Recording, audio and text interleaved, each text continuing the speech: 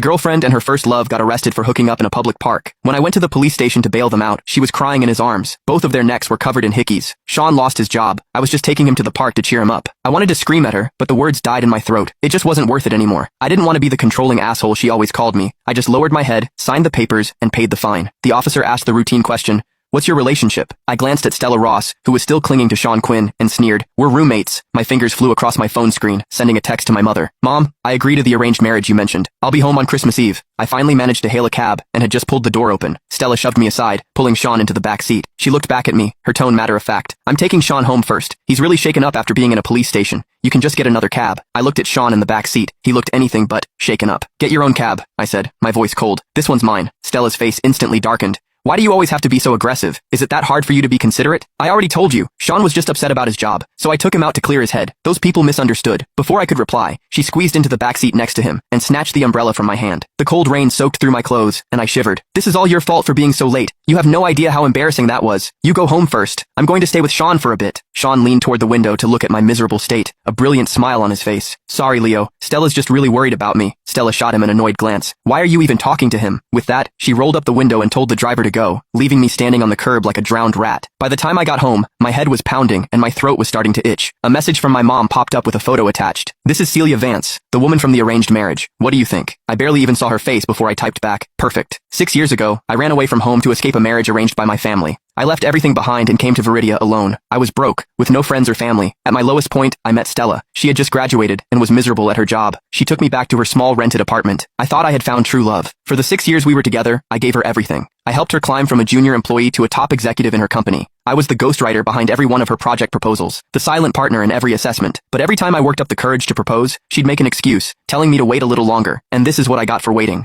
Her, cheating on me with Sean. Now, I was done waiting. From under the coffee table, I pulled out a crumpled booklet. It was a collection of flight stubs from Viridia to the UK. The last one was dated 3 days before Sean returned to the country. Sean had been studying in the UK all these years. All those missed anniversaries and Valentine's days, she had used business trips as an excuse to be with Sean. And I was the fool who believed her, thinking she was genuinely too busy. It was after midnight when Stella came home. I woke up the moment her cold body pressed against mine. The acrid smell of sex mixed with men's cologne clung to her, making my stomach turn. I grabbed her wandering hand. "I have a fever," I said coldly. Her hand froze for a second before she pulled it back, her voice laced with impatience. "What a buzzkill." She didn't say anything else, just rolled over with her back to me, pulling the blanket with her. A cold draft washed over me, making my feverish body feel even colder. In the darkness, the faint glow of her phone screen flickered, punctuated by a few stifled giggles. I closed my eyes and pretended to be asleep.